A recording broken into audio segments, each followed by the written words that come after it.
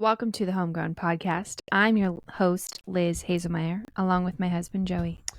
Good afternoon. And together we hope to educate, inspire, and equip you in your pursuit of true nourishment. I think we're officially ditching the second line of the intro. Man, so many people are shook right now. Here's why. What was the second intro? Or the second line was the place where we share the truth about food and farming from our kitchen to yours. And while we wrote it that way from literally episode 1 because our show was so focused on food and agriculture, we've expanded the show so much. Now we talk about family and parenting and holistic health, and food and farming just isn't enough. I could say food, farming, and family, but now we're just throwing F's in there. You know, fitness. My goodness, we cover so many topics on this show. So I think from now on, guys, just expect me to say, welcome to the Homegrown podcast, and I'm your host. And There's just gonna be a riot. And you know what? Wow, that was a very loud lip smack. I apologize. The last part of the show is beautiful because it remains the same. We aim to educate, inspire, and equip you in your pursuit of true nourishment. And nourishment can actually be covering a broad spectrum of areas in your life. I'm serious. So yeah, no, I'm with you. So we're leaving that part, but we are making some minor edits. We just felt like we had to address the team, you know, like we got it. This is your locker room, you know, briefing, because you got to know. You got to know that we're switching things up. So welcome to the Homegrown podcast. My goodness, if this is your first show you ever listened to, then welcome to the chaos. So happy you're joining. Get to know your hosts. Two loons that don't know what they're talking about. Okay. So for today's show, it is just me and Joey. Obviously, we have no guests today. And it's been a minute since we recorded just us on the main channel. We do record episodes just us over on our Substack for our beautiful Substack community, which we love doing. But today's conversation is no guest needed because we're sharing a recap of our real food journey since we just walked through 5 other stories. But then the bulk of the conversation is less about like, oh, where have we been? But it's more about where we're going and the objectives that we see for our family and ways that we approach real food and fitness and all these things in our household for the long term. To not be burnt out over a specific quest that we're pursuing, and just really look at this as a sustainable way of life. So define a real food journey. Well, we've been using the term real food journey since day one. It's literally our first episode because this intentionality behind our food choices, and to broaden that even further, behind our fitness and lifestyle choices, is a journey. It's not you start and then you reach a certain goal and then you stop it. That's not how we see it. So we see a journey as something that's continuously moving forward, something that weaves and takes turns, and you might make a circle, you might have to lap and go back and do something else and then come back again. But the point is, it's not this like straight linear thing. It moves and progresses as your family moves and progresses, and through that you learn through different seasons how to pivot. And it's this adaptable approach to real food. So I prefer the term I'm on a real food journey than to ever say I'm carnivore. I'm keto. I'm paleo. Like I would prefer to say I'm on a real food journey than any other dietary title you could slap, because and while you can use those things in your journey, that's not the point. The point is not to give yourself a title. Like your body doesn't care what the name of your diet is. That's good. The body does not care what the name of your diet is. Yeah. That's actually a previous episode's title.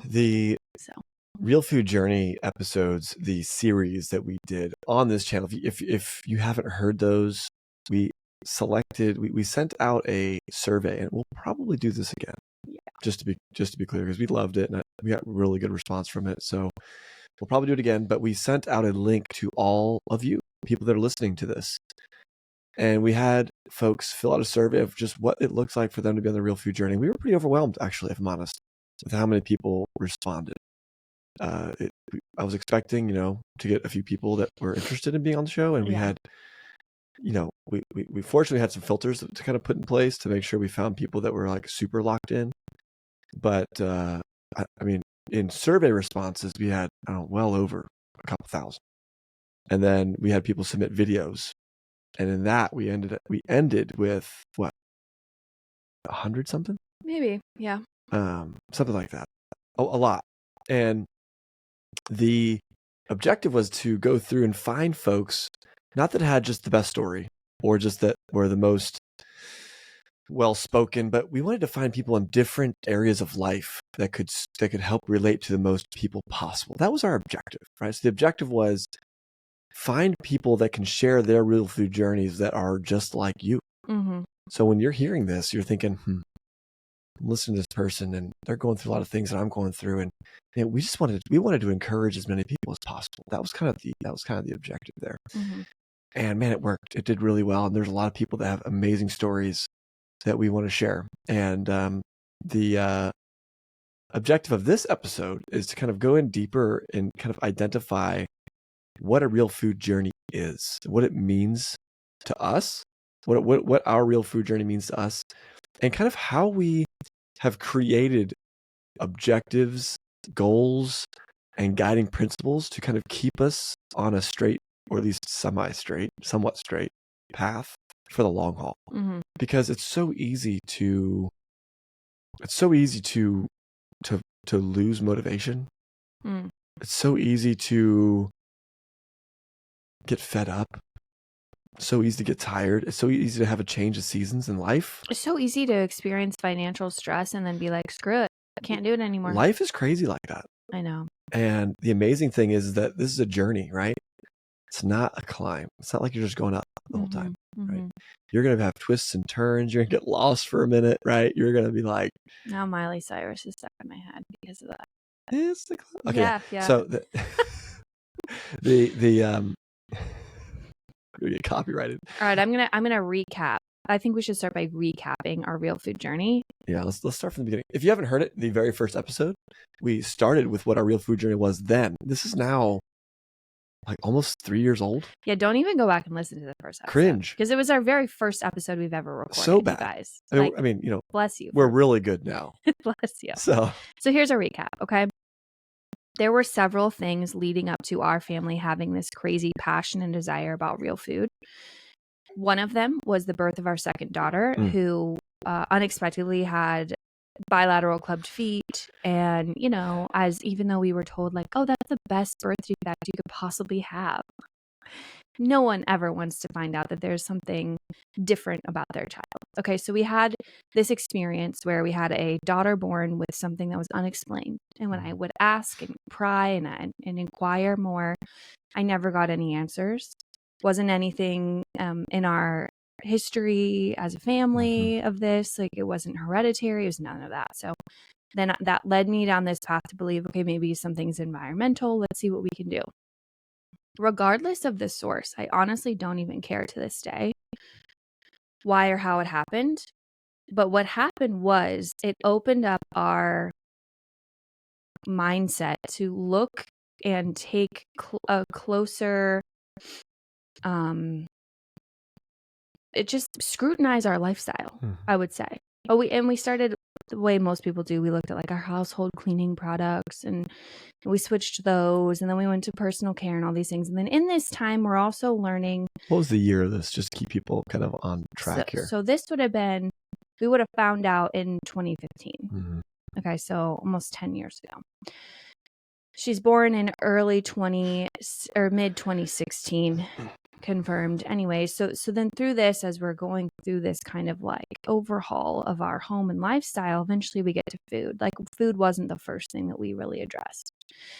And we actually, our entry into the food portion was through raw milk, which is a pretty unique story, which we have some more recent episodes where we talk about that. But basically, we wanted an alternative for commercial formula, and I was back to work. Breastfeeding wasn't really working out because I couldn't really pump.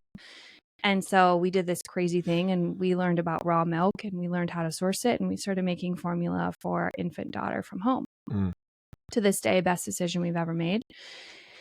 And it was very scary, earth-shattering, confusing to our family members, all those things. Yes, but we just continued on little steps. I mean, there was a point in our real food journey where like we were still buying the flaming hot Cheetos, but we were like sourcing our raw milk from a local farm. Yeah, you were obsessed with those.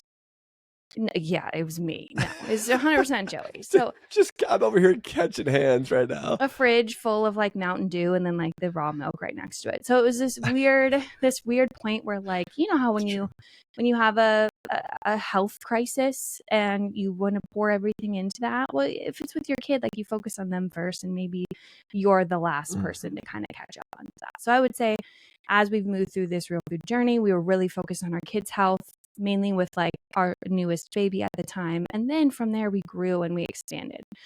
We also had this complexity, or I had this complexity of I never had like a great relationship with food growing up, had an eating disorder as a teenager, and then never understood how food worked in my body. And until I found the Weston A. Price Foundation, who had the formula recipe, and I understood kind of their perspective on food and how you didn't have to like X out entire food groups. Like you could have dairy, you could have grains, you could have meat and fat and like desserts, but you could do it in this like traditional nourishing way.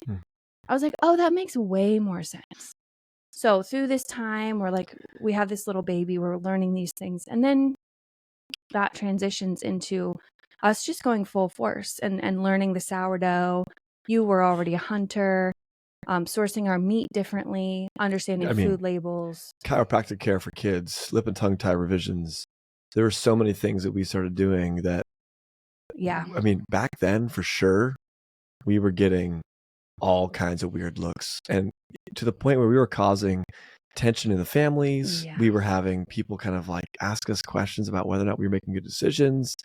I mean, it was like if people asked us what we feed our kids, we were like, oh, just formula. We didn't tell them that we made the formula ourselves with raw goat milk, and it smelled like a freaking barn, but it was that's what we were doing, and we were seeing results. And I think that's the thing with a real food journey is that, at least I, for sure, not me, because I wasn't even on social media. I had no influences in my day-to-day life other than the progress I was seeing happen. I mean, initially I was like, yo, I'm not drinking that milk. I didn't want milk regardless, right? And I didn't really like, I had a background as a chef. I felt like I understood food pretty well. I knew how to cook good food. I felt great. Like there was no part of me that was like, You felt fine on your Mountain Dew and your Flamin' Hot Cheetos. I was like, I don't feel unwell. Right. And I was like, I'm not, I'm not overweight. I'm not sickly. I'm not depleted. I'm not tired. Like I feel good. And then I started to dabble, right? And when I started noticing the results, whether it be in our kids, because that's where I saw it first. Yeah. I mean, I saw results in Ruthie and in Sophie. We saw results in Sophie. I remember when we took her off of these breads that she was eating, like Subway sandwich bread. Yeah. Oh my gosh. And we would see her attitude and her mood completely change. And we would look at each other and be like, no way, right? Like, what did she eat today? And we started asking this question early on. Hey, Sophie's having a really hard day. What did she eat today? So anyways, we started seeing results, and that just pushed us to question a lot more things, right? And I think these real food journeys, they really do start that way often with you reach a ceiling of growth in some area, or you experience a hardship that's unexplained, or you are given bad news and told that you're just unlucky, and people essentially say like, I refuse to accept that, and I'm gonna go figure out how to deal with this on my own. Sure enough, humans are very smart, believe it or not, and are very innovative and can figure things out and can test things and find results, find things that work, find things that don't work. By the way, we've tried a lot of stuff that doesn't work. This is the 10 years or so of effort that has led us to find things that work, and that's pretty cool. Yeah, I like that you paused to kind of say that, because this entire thing wasn't inspired by something we were doing research on and found inspiration online and thought, oh, that looks fun. We should imitate that lifestyle. And so first of all, there's nothing wrong with seeing an example of how No. someone's living their life and then wanting to go do that. I think that's wonderful. But for us, it was really just driven out of necessity and then seeing the result in our family. I think there can be trends that people can adopt and be really excited about them. Uh-huh. And I'm trying to show how a real food journey is very different than that. Yes. So you can get inspired online to start a real food journey. And that's what I want to talk about today is how do you create and craft a real food journey? How do you create and craft principles for your real food journey that will keep you in the game for the long haul?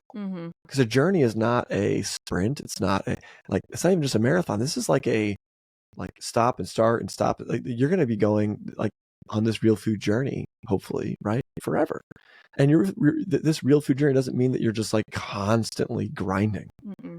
And I think that's something that we have to be aware of, is that we found ourselves before in seasons where it's like we're pushing ourselves beyond our financial capabilities. We're pushing ourselves beyond our time capabilities.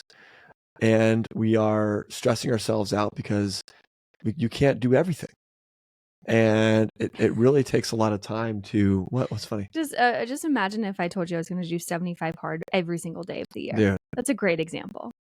Nothing stressed Joey out more than when I did 75 hard. And that's like such an extreme version of someone's like, oh, I'm going to work out 2 times a day, 45 minutes, eat a certain way and hit this protein goal and read my book and drink my water. Can you imagine the stress if I was like every day, 365, let's go.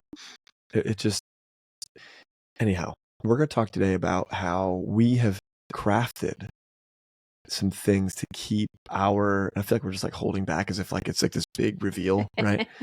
But how to stay in it for the long haul. So talk to me about some of the things that we have implemented in our day-to-day life, some of the rhythms that we have that have helped keep us steady for the long haul. And then we'll talk about some of the value we've seen over keeping it steady for the long haul. Well, let's start with this.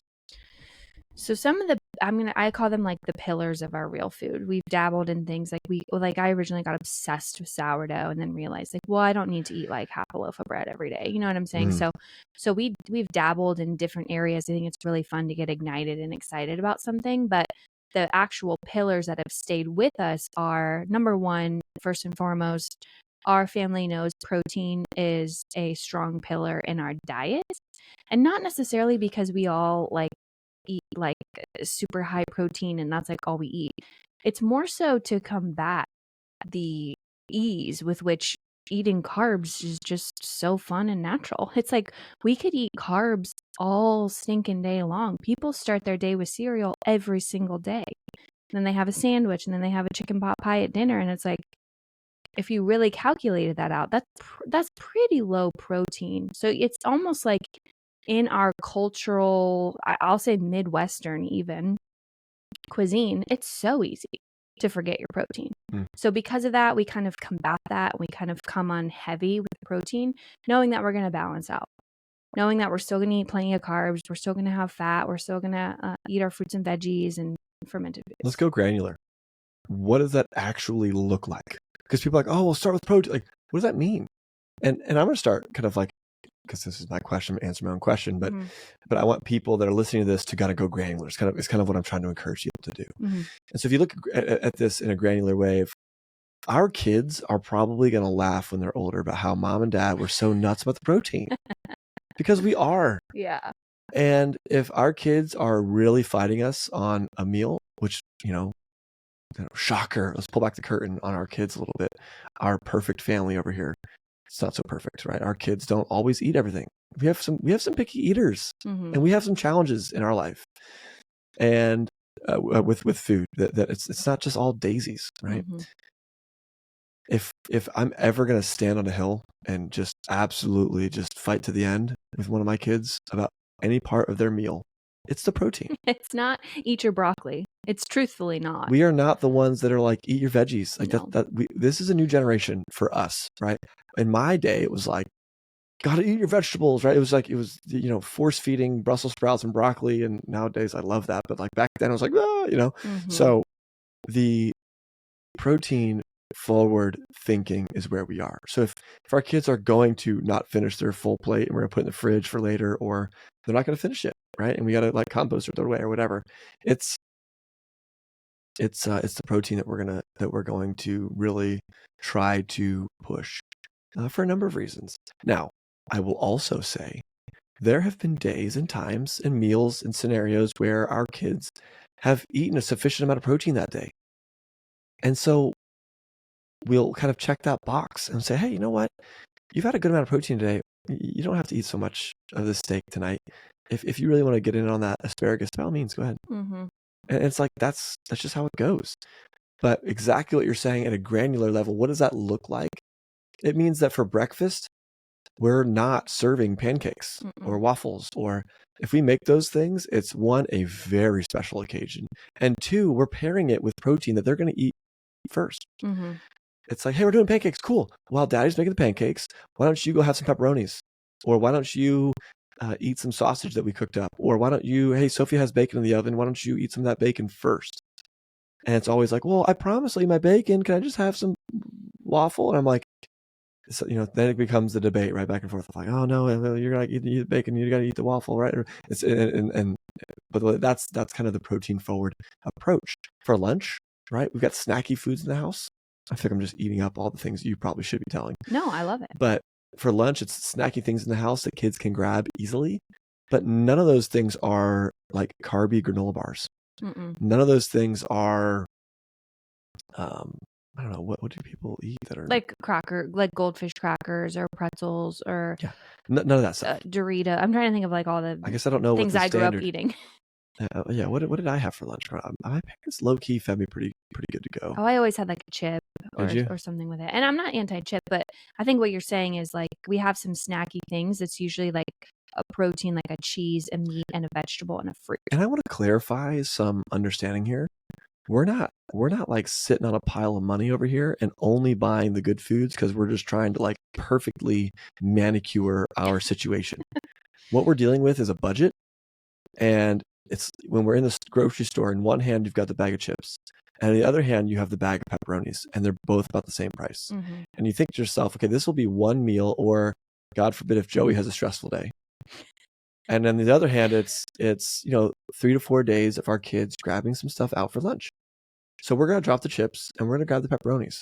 Now, in a perfect world, we would have unlimited resources. We could just buy them both. Okay. We don't. Yeah. So I want people to know when we're talking about this, they're not listening to some like, moguls that are just talking about this is the way you're going to optimize your life. You're going to wake up in the morning, stare straight into the sun and sprint, right? Like that's not what we're saying. We're saying, hey, pepperonis are going to cost you like $5 for a bag, right?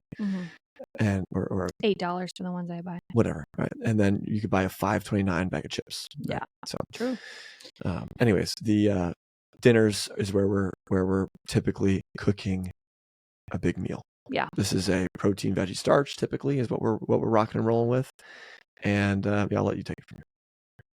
You were doing a great job. The only thing I was going to add is that as the primary grocery shopper, whoever that is in your family, if you're going to be a protein forward household, that means when you're grocery shopping, you are selecting your protein for breakfast, lunch, and dinner. So when I go shopping, I know I'm picking up breakfast sausages, 3 different types I picked up this week.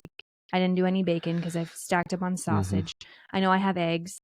I know one of our daughters likes to wake up and make herself a chocolate milk, which she knows has 9 grams protein in it. And so I'm like, okay, that's fine. But I'm stocking my fridge. Like your real food journey starts when you're grocery shopping. So you have to stock your house with the things that you know you're going to want to eat later. And I'm not buying, like I'm not cooking up cod every night expecting my kids to just eat the fish. I'm buying the protein sources that I know they already like and I know they already approve of.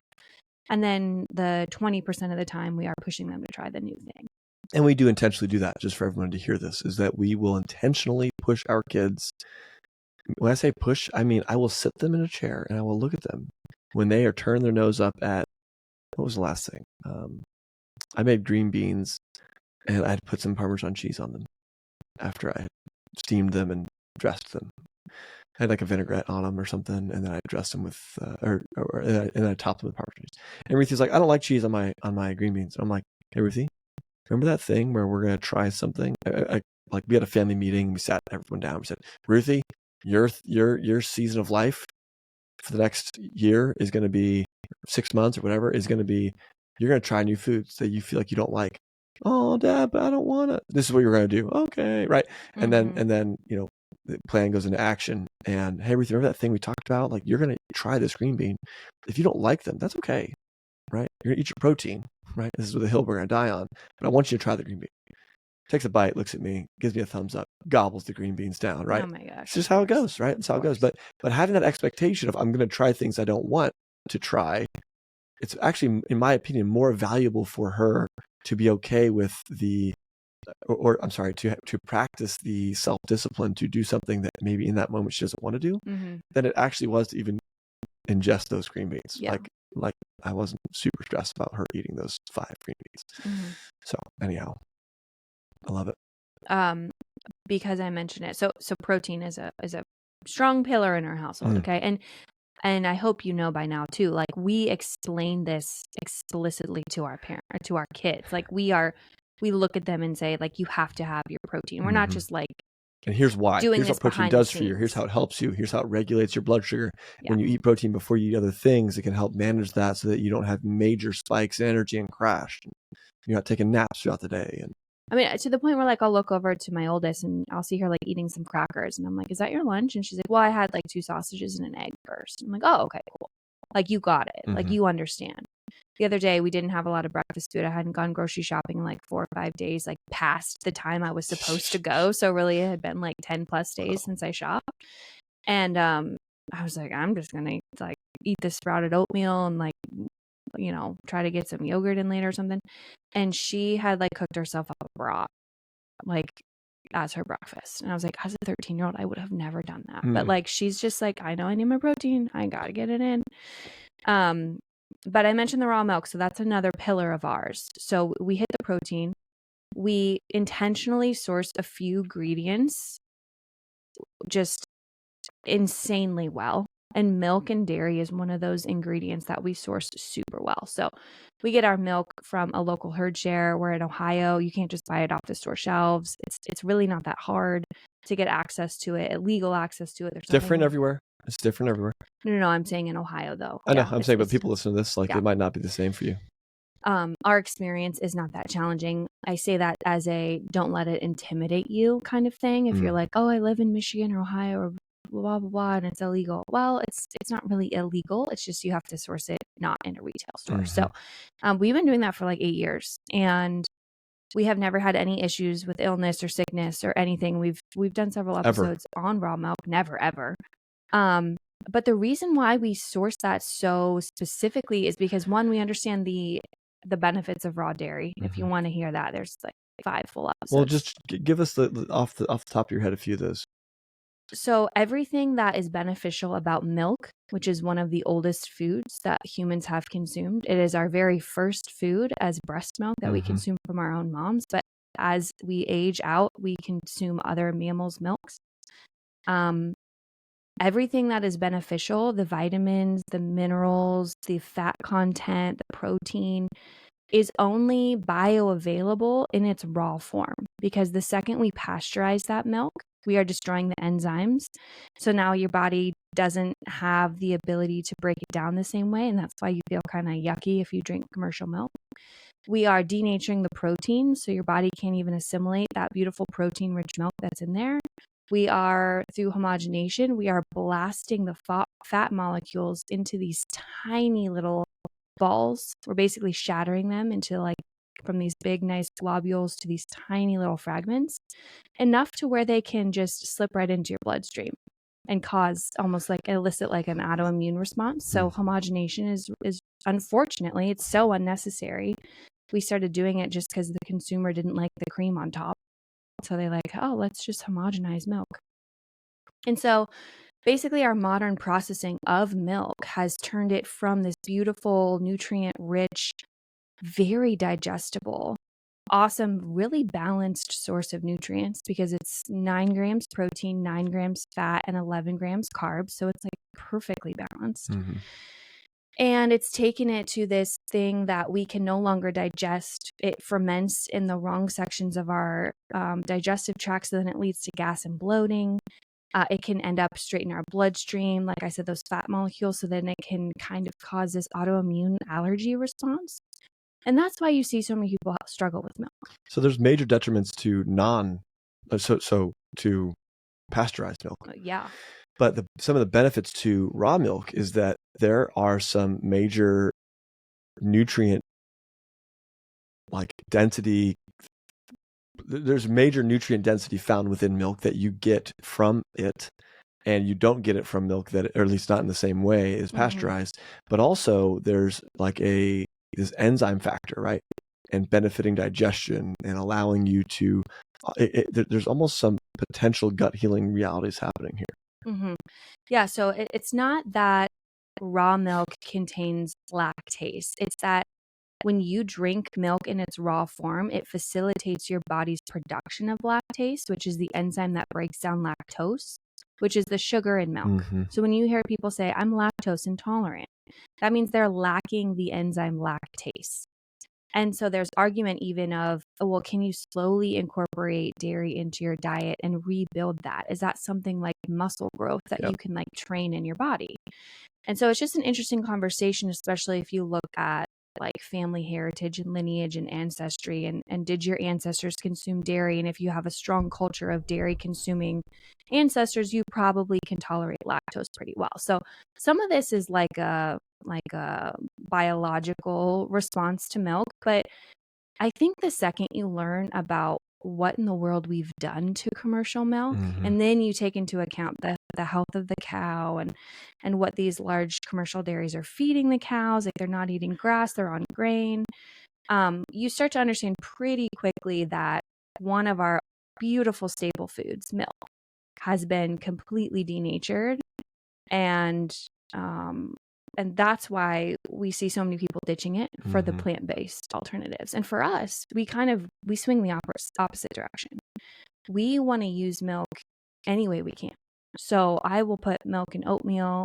I'm cool if I make my girls a glass of chocolate milk. If they're drinking it, I don't care. And that's what I wanted to dip into next, right? So there's some benefits as to nutritionally that when we're, again, it's like that holding those two things in the hand again, right? I can have milk in one hand that's going to satisfy a bunch of needs for our family, or I could have, I don't know, XYZ thing, right? I don't know what the trade-off necessarily is for us, but I know that we prioritize having raw milk every single day. Like it's weekly, we're buying more, and we're constantly assessing, did we buy too much this week? We're going to buy more next week. How much are we going to buy this week? We bought too much this time. What are we going to do about that? How can we use this in baked products and not let it go to waste, right? That's kind of like the ongoing conversation. But there's also some major benefits to having milk in the house from a convenience factor, right? So it's not just because we're not like, all right, guys, everybody drink your milk in the morning, and it's like this, oh, like they make us drink the raw milk. It's like, we just have milk in the house. Like, it's so funny. When I come from a generation that on the tail end of my generation my generation was on the tail end of the got milk commercials. Yeah. And there was a time in my life where I remember myself and other families, this idea of just, you have milk in the fridge. Always. It just is a staple. It's like, you have milk? Yeah, we have milk. Why would you not have milk? It's like, I go to the store, I'm out of milk and eggs. Like that, this should always be in the fridge. Yeah. And what I would say is that we're kind of bringing that back. We're kind of going retro. You know what I'm saying? And it's because the reason why it's always been a staple is because of how convenient it can be and how multifunctional having milk in the house can be, especially when it's as good for you as raw milk is. Yeah. And you were already bringing up some of those examples. I just want to kind of start with the why behind it, right? And set the stage for this conversation of the benefits of raw milk being a staple in your house, because it's not just because it's good for us. It's also because there's a convenience factor. And again, remember, we're trying to set up pillars to help us for the long haul, not just we're not doing a sprint here. This is a real food journey. We're going to be doing this forever. We're not on a raw milk diet. We're not on a diet that's going to there's no elimination diet. This is just like, we have milk in the house, right? And we've identified that, especially for our financial season and our season of life with our kids and the ages that they are and the time that we have available to us, having raw milk is a major factor for us. And exactly what you're saying, it could be going into oatmeals. Kids like to make chocolate milk with it. Sophie likes to drink it just straight up. She puts ice in it, though. She puts ice in it. Anybody comments on this? If you're watching this on YouTube, or if you're on the podcast, send us a message on Instagram. Do people put ice in their milk? I don't know. Sophie does. Our oldest daughter puts ice in her milk every time, and she's influencing other ones. I saw Ray with a glass of milk with ice in it today. No. Yeah, I did. That is so Actually, funny. it might have been latte. Oh, maybe. Never mind. Anyhow, regardless, let us know. People put ice in the milk. Is that a thing? Because it's happening. Okay. It weirds me out a little bit. Milk is just, it's so versatile. Like, especially when I was doing 75 hard, actually, I knew that, like, if I got off of a long walk or something, and I was like, man, I'm drained, to pour a glass of raw milk and know I'm getting minerals and vitamins and healthy fats and protein and carbs, like, perfectly designed. And I could just chug that thing down was so helpful. And I feel like a boost of vitality afterwards. And so whether it's like cow's milk or goat milk or whatever you want to have, just having the real deal source of milk in your home, it's just a great way to get all of those beautiful, nutrient rich, easy snack ideas. Baked goods, oatmeal, drinking it straight. I make protein shakes. So some of the ways that I use it primarily is either with, I've made collagen powder protein shakes, and I've bought protein supplements. So I'm lifting, or if I'm running a lot, I will have the ability to kind of supplement some additional protein into my diet so that I can kind of maintain in my busy schedule protein intake that I want to have. Additionally, with the milk, we use it for smoothies for the girls. So it's like a special treat. So it's like, hey, at nighttime, pour raw milk, some fruit, and some ice into a blender, and bam, hit them up with a smoothie. That's like, hey, fruit that we bought that week, maybe it's not as desirable to eat as like a finger food for lunch anymore. Well, it can go to a smoothie with some raw milk and some ice, and kids are gonna just crush it, right? And then whatever's left over of that smoothie, we pour into popsicle molds, and then they're like, "Oh, we get a popsicle." Yeah, it's like the most clutch thing. Yeah, the milk is we're crushing the game with the milk. And so I also said this pillar is high quality dairy. So we covered raw milk.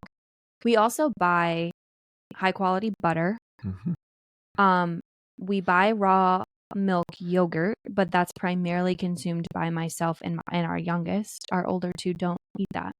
But then we also buy really amazing high protein organic yogurt from the store. So this category doesn't just have to mean like only buy from your farmer, and that's your only option. But dairy in and of itself is such a big portion of what we eat because it is so bioavailable. It has a great source of protein. It's got all the vitamins in it. And there's a convenience factor.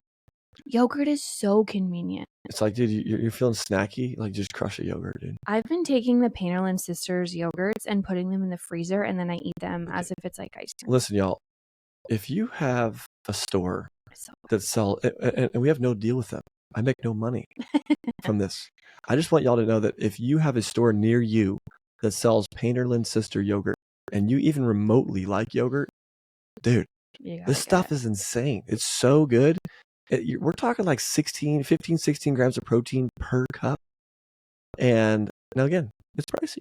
It is pricey. But we're talking about like, we're talking about like an adult can have a relatively nourishing meal by just eating a yogurt and maybe a glass of milk, or like a yogurt and, some bacon in the morning. Like, you're good to go.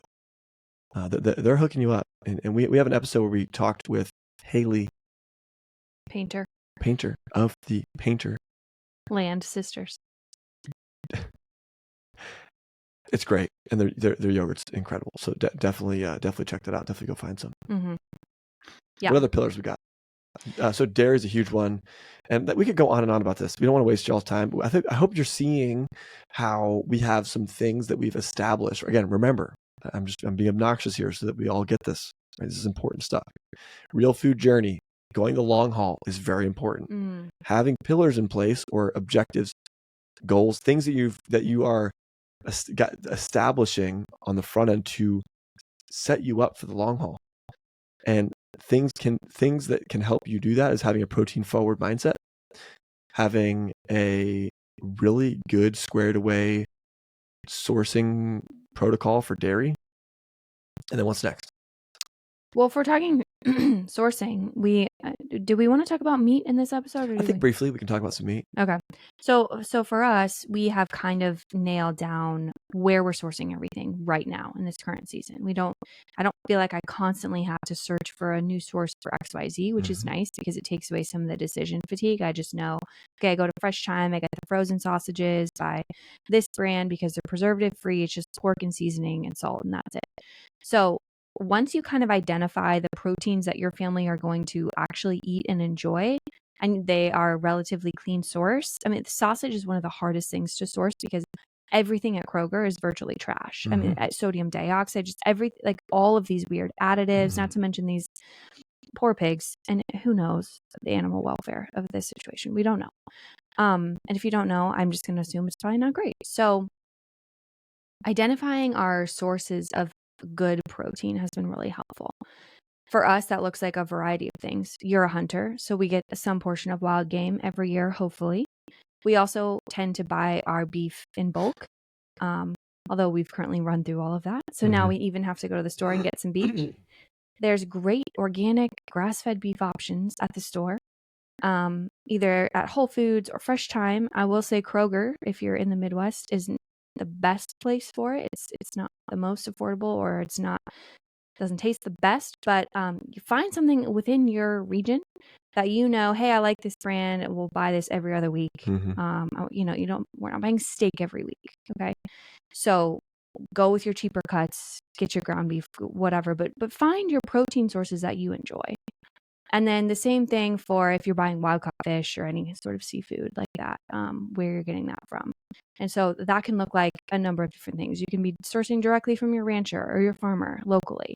You could be hunting, as Joey does. And Joey says everyone should hunt, right? Like it's a great skill to have. You could be fishing, catching your fish, or you could be buying it in bulk, which is really great. It does require the upfront financial burden, which is definitely something to consider. But it breaks down to be more affordable at a cost per pound. So what else do we have to say about meat sourcing? Well, I would say that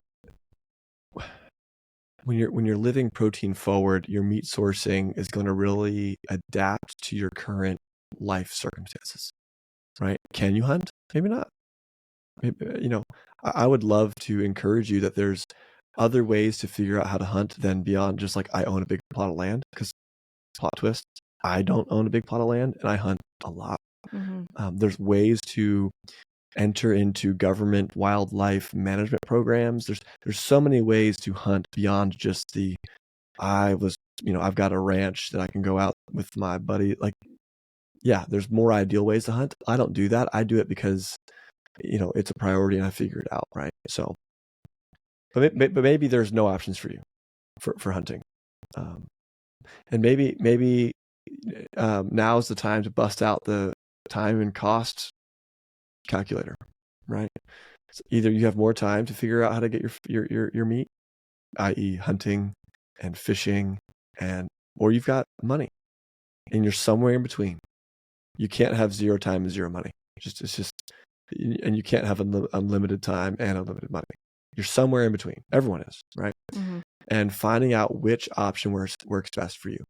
So if you've got the money to spend on organic, grass-fed, amazing beef to show up at your doorstep, but you've got like no time to go to the different grocery stores that are across town, then this is the way that you should go. Now, if you're in the other position where you're like, man, listen, I can't spend money on that. Well, it's like, can you find the grocery store that's near you? Right? Maybe I'm going to spend a little bit of extra time going to that grocery store that does have the good meat. Again, protein forward doesn't mean that, we're just at home talking about it. You said it great when you said it starts when you're at the grocery store. Well, if you're going to the wrong grocery store for the protein forward, you see how this guiding principle shapes the way that we act? Yeah. We didn't always shop at Fresh Thyme or Whole Foods. No. Right? And we don't shop there for everything. there are a lot of things we buy at Kroger because of how cheap they are, because we have to manage a budget. So in a lot of ways, you're seeing, even just in this moment, how we fall on the cost, that kind of time versus money matrix, right? So Elizabeth will go to Kroger for a lot of like household products, things that we would go through on a regular basis, right? Toothpaste, toothbrushes, these things, toilet paper, right? But then like in the case of groceries, like vegetables and meat, if we have to get those sorts of things, Fresh Thyme, roll it in, right? They don't, Kroger doesn't sell our yogurt. They just don't. Yeah, they don't. So we're going to pick that up when we're at Fresh Thyme. And that's not as convenient from a time perspective because Kroger's closer and one store would be more efficient than two. But here we are, right? So that'd be the last thing I'd say on the meat sourcing, is that when you find yourself in that position of protein forward thinking, then that should also kind of shape the way that you prioritize your time when it comes to grocery shopping, right? You should go to the grocery store that's going to be better for you on the protein front. Think, oh, well, I get better vegetables at this store. Okay, well, let's start with protein. And then we'll work our way back. Yeah, and I'm in the same boat. Like right now, Kroger's organic fruit is amazing. Fresh Thyme just changed their organic section. It sucks. So I basically go to Fresh Thyme for my yogurt, my butter, and my meat. And then I go to Kroger for my canned goods, my household like paper products, and my like fresh fruit. And then I get a lot of the vegetables from our farm. And so it's like, but that's been my evolution over 10 years? Yeah, it's taking some time for sure. So it's not like your real food journey is like starts out, okay, where am I buying everything? Yeah. Start with like, okay, what kind of food do I want to be eating? Totally. Start small and get moving and adapt as you go. But I think right now we're just kind of showing, hey, over 10 years, where have we come? I need another pillar? Or yeah, there's one more pillar. Talk to me. So the final pillar, and this is kind of where it really fits into the sustainability piece, because it can feel very overwhelming if you just adopt a whole foods lifestyle and you're like, okay, there's no room for any extras. And this pillar is that we absolutely snack or have treats or have foods in the house that are not for every day or every meal. But even when we're having those types of foods, we still have intentionality behind them. And we don't just like throw everything out and say, oh, we're having a chip, let's just get like the cheapest one possible. And what this has done it has shown us that, wow, the expensive version of like the healthier chip, we can't even afford to buy that every week. So it has just naturally put it in its correct place as being a sometimes food. It's not an everyday food. We're not eating chips every single day. We just aren't. And we're not buying crackers at the store every single week. We maybe once a month. But it naturally puts these kind of snackier, less nutrient dense foods, I'll say, in their proper place as sometimes foods, but foods that we still freaking enjoy. I love the crackers we buy. Our girls are obsessed with them. They love them.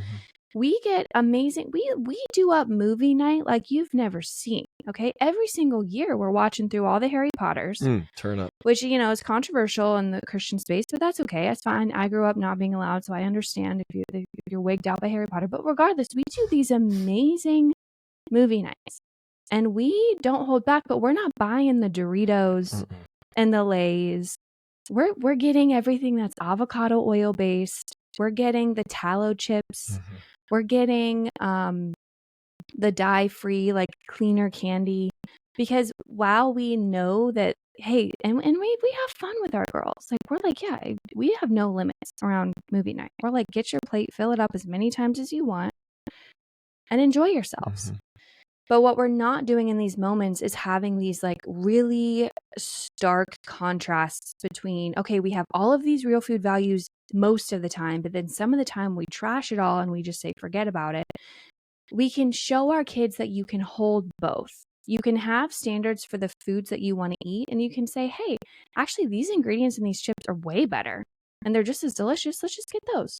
Or this ice cream brand that's actually not labeled organic has way better ingredients. Let's get that over the stinking organic one that has like weird gums and stuff.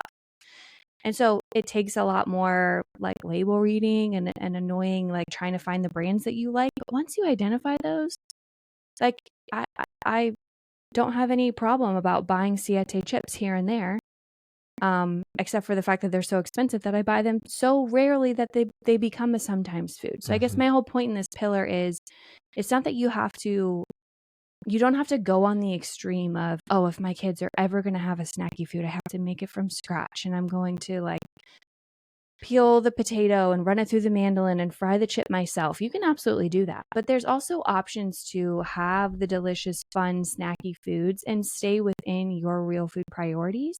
And even if that's like, oh, that's really expensive, well, yeah, that's great. That shouldn't be the majority of your food anyways. So time versus money. It's another time versus money thing, guys. It's the same thing. Listen, there is literally, like, if someone were to roll into my house and cook all the snacks for a movie night from scratch, I'm in. Yeah. I'm in. I'm so in. We kind of do that for our Swiss night. We do kind of low-key do that which sometimes. Which is really fun. But that's one time a year. Yeah. Time versus money. Yeah.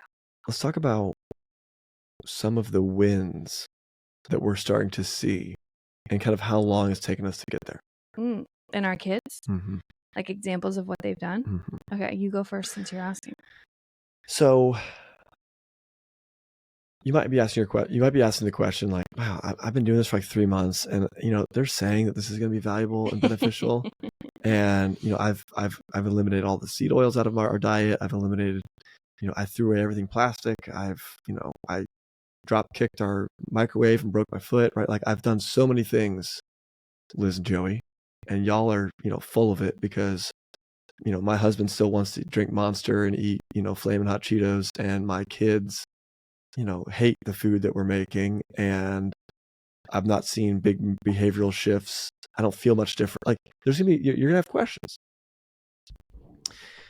And there's a reason why this is a journey, right? It's because it's a long haul, but there's some major things that happen in time. Okay. When we first started this, one, I wasn't just like, oh, Elizabeth has this idea. I'm going to throw away every single thing that I have as a normal way of life right now. I'm like, I didn't do that. I did buy the Flamin' Hot Cheetos for a couple of years, right? I don't know. Look, yeah, I just loved them. I don't have the desire. I mean, it's been years since I've had a Flamin' Hot Cheeto, but like they were just so good back in the day. Our kids now, after almost 10 years of this, are showing some signs of ownership of their own real food journeys. Mm-hmm. They don't come out in full force ways. If you're giving 100% effort for 2 years, right, you might see a return of 20% effort from your kids 2 years later. And it's just going to continue to grow. And it's going to take consistency from you and your, you know, whoever's you for your kids, right? Ruthie went to camp recently. Okay. And I'm calling this a win, big time. Our middle. This is our She is 8 years old. Okay. On top of her desire to cook in the kitchen and her ability to be helpful, and I don't even want to talk about all the ways that she is growing and maturing, but let's talk about food specifically. Okay. She went to camp and they handed out snacks the whole week, apparently, of which were not snacks that would be typically approved. And on her own, which we would have been full support of her just diving into camp experience and having fun. So she wasn't gonna come home from camp eating Doritos and be scolded. No. And she knew that. That's another thing. She knows that she has the freedom to choose what she wants in most moments, right? We also do help guide her a lot. She rejected those snacks. She said, I just didn't want them, Dad. I just didn't want them, Mom. Okay. I'm not saying we want to raise kids that don't ever have fun, don't have snacks, because she definitely had snacks there. But we packed her with snacks, right? Mm-hmm. Additionally, the meals that were served, she's our pickiest eater. And I was low-key praying every day, like, Lord, let her just get a meal in. Like, like we have a hard enough time feeding her at home, much less sending her to some camp. And I'm like, I remember as a kid getting camp food, and I was like a garbage disposal, and I would still be like, kind of like, I don't know if I want to eat this. I know. She was like, well, the sausage tastes like crab. I thought she said crap, but it was crab with a B. And I was like, that's strange that she would say that and have the ability to kind of make that connection is hilarious to me. And she said, so I only ate a couple of those just to make sure I get my protein in. I was dying laughing. I was like, oh yeah, okay. And she's like, and then for lunch, or was it dinner? Probably dinner. She's like, I made myself eat 1.5 meatballs, and they were terrible. She was like, they were pink in the middle and they tasted off, but I made myself eat it because the protein. And we were like, oh, okay. So, this idea of being protein forward has begun to infiltrate our kids, right? In what I would call a very positive way. Mm-hmm. We are not, maniac psychopaths, right? That are, yelling and screaming at our kids all day long, and then they're gonna be traumatized. They are learning the value that protein plays in their life, and they're understanding their macronutrients, and they are shaping the way they eat as an 8-year-old. I've already told the story of Ruthie in the grocery store reading the back of a label. That's another win. And you already mentioned Sophia waking up in the morning when there was no food in the house and making a broth. But these are some small examples, and these are everyday examples for us, granular level examples of how our kids today are kind of getting the picture. Yeah. And I just want to encourage you, if you're listening to this and you have a 3-year-old and you're like, I just, I'm doing everything you're saying, and I'm, I've got these principles, I'm on my real food journey, I'm hustling, and like, man, like my husband doesn't want to do any of this, or my wife doesn't want to do any of this, or my 3-year-old doesn't want to do it. Like, yeah, it takes time, and you're gonna have ups and downs, and you know what else? You're gonna have to be flexible and earn trust. If they say, hey, can I have this? I'm out with my friends at this event. Can I have a Coke? I mean, that's like a big deal. We don't drink Coke in our house. I mean, we don't even have soda breaching the threshold of our home. Mm-mm. And I'm like, yeah, you can do that. And they're like, really? I'm like, sure. And they'll drink it. That was so good. I'm like, cool. But like, they're not at home begging, like, please buy Coke. It's not happening. Yeah. But they know that I trust them. And it's just, there's some pretty cool realities there, and you've got to be flexible. I think you were talking about that even with the snacks. It's like, it's cool to maintain some of that, those guiding principles within the snack purchases that you make. But I would also say there's some trust to be earned with your kids as they develop and grow. Hey, you know what you're doing, and you can feel freedom to go out and live life. But we just want to make sure that you have a foundation of understanding of what food is and how it affects you. Mm-hmm. And we've seen that play out, because we didn't start this real food journey day one of our kids being little. We had already a 6-year-old, and then we are learning this stuff as Ruthie is growing up, and now our youngest has really grown up in this era of us being really intentional around food. And you know what? It pays off, because she's so easy to feed. It does. This girl, she'll ask for a glass of kefir for her bedtime snack. Like, have a bedtime snack. Can I have some kefo? Or she'll be like she'll eat like cold sausage from the fridge, because she's just like a savage. And she's like, yeah, like cooked. Like I previously cooked it and stored it. She's like, you don't need to heat that up. I'll eat it. I'm like, okay. Like she doesn't she's 4. So she's very well could have entered her picky eating stage by now. Developmentally, that would have been appropriate, but she has been able to maintain just this really balanced approach of like, girl will scarf down raw milk yogurt and a couple cold sausages for breakfast. And then she'll have like a turkey sandwich for lunch, and then she'll eat all of her dinner, and then we'll bake a batch of cookies, and she'll have I don't even care. Like, she's so balanced, and she's so the opposite of picky. And it's just interesting to see how our efforts have, and I know every kid is different, but our efforts have really paid off. And with her, our biggest kind of pillar there was just owning the responsibility of helping shape your kid's palate. And I think going back to the whole snack thing, like when I did pick up Ruthie from church camp, she was eating a bag of Smart popcorn, and like eating one of those like popsicles in the plastic. It was like lime, like bright green, like neon green. She was like, it tastes artificial. It's literally the word she said. I was like, oh, I bet it's good, because they had just played a round of capture the flag. So she was like in her zone, like waiting for me to pick her up after 5 days.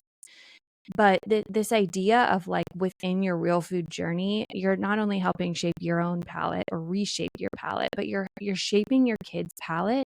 And that is where some of the success begins, because it makes it so much easier if you just delay the introduction of some of those really tempting hyperpalatable foods as long as possible. And so it's not that we're scared of the Doritos or whatever, like our kids get snacks at co-op, that's fine.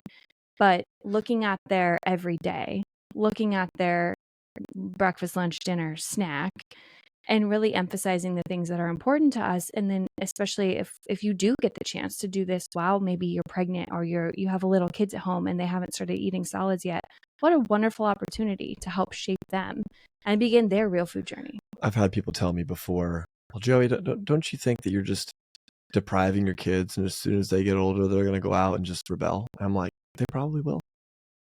They probably will. I have 18 plus years to set my kids up to be just bulletproof. And they're going to rush out 19 and 20 and just binge on garbage. But you know what they're going to have that all the kids that are doing that as well don't? Is they're going to have this knowledge and understanding on what to do when things start to go sideways. I don't feel so good. I'm not feeling so great. And then they're going to be like, you know what? Man, maybe mom and dad were right. I would even go as far to say sometimes that already happens. Totally. Like sometimes our oldest will go out and she'll go get like a Subway sandwich and a Coke with like her grandpa, which we don't ever say. We're just like, okay, cool. And if it were something where she was eating that on an everyday basis, like she too has gone to camp and then came home and was like, yeah, my stomach hurt the entire time. Like, oh, that's funny. That's interesting. Do you maybe think it has something to do with the fact that you had a Coke every day? Yeah, probably, Mom. Oh, okay. Yeah, that's a reason why we don't keep that in the house. So it's like, maybe I'd answer that question differently, because I'd say, like, we give our kids opportunity to do that. I know now. And we do. And I'm just saying that this idea of, are our kids going to rebel from all of this, and are we doing them a disservice? I would say no.